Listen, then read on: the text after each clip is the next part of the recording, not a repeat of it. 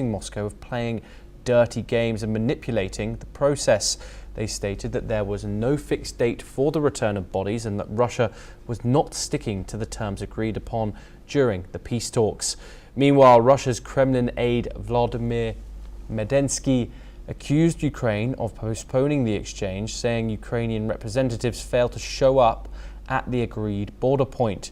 He claimed that over 1,200 Ukrainian soldiers' bodies were waiting in refrigerated containers, and Russia had prepared 640 prisoners of war, focusing on the wounded and young soldiers for transfer.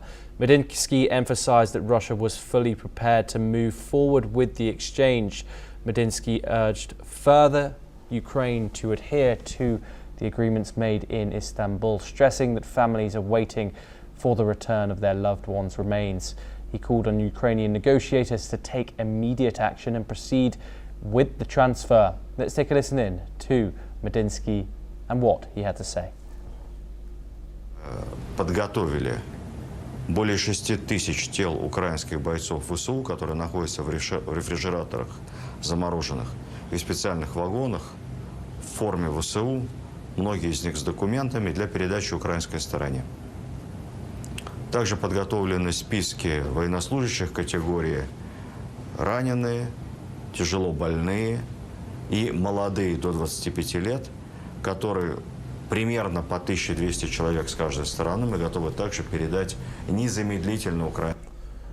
We're now joined by Andrew Latham, who is a professor of international relations at Malacasta College and a senior fellow. Thank you very much for joining us, Andrew. We have accusations of both sides as per usual.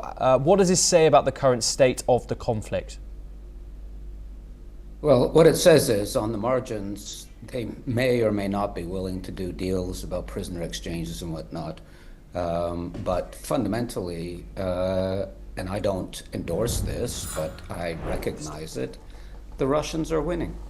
And there's no incentive structure for Vladimir Putin to do any kind of deal other than on the margins.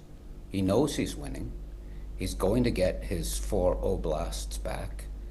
That's all he really wants. He's going to neutralize Ukraine. That's the secondary objective. And I mean, does any rational person on the face of the earth think that there's an incentive structure here which would incline Vladimir Putin to do a deal other than at the margins in terms of prisoner swaps and things like that? No. I mean, it's just not going to happen. Yes, and this is obviously the only breakthrough from those Istanbul talks, Andrew. Do you think this is simply theatrics for President Donald Trump, or is this something that these peace talks something genuine?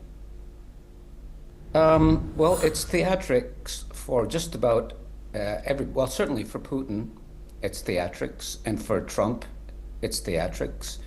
I think President Zelensky would really like to have a ceasefire deal. I don't think it's a theatric thing for him, but for Trump and for Putin, it's just show. It's showtime, and there's no other way to interpret what they're saying or what they're doing. It's just theater. Now, Andrew, this obviously comes just hours after we've seen huge drone attacks on the cities of Kherson and Kharkiv.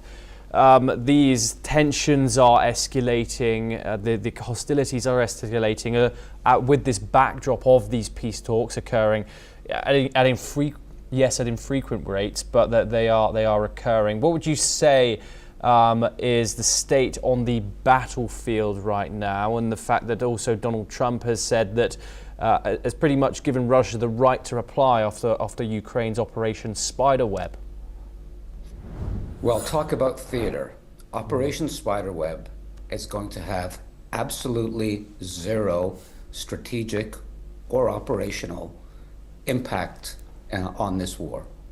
Zero. Those bombers, some of which were damaged, some of which were blown up, A whole bunch of drones, by the way, Ukrainian drones were shot down. It's not going to have any impact on the battlefield in Ukraine. Zero.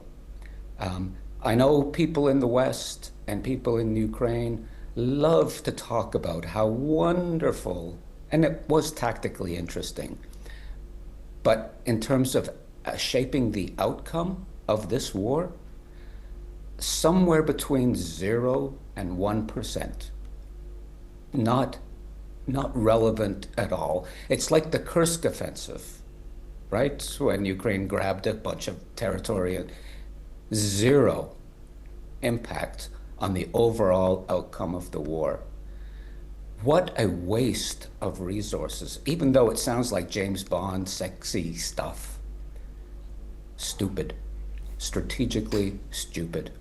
Beyond belief. So anybody in the Western world who wants to celebrate that Operation Spider Web, I was about to say Spider-Man, because it's that silly.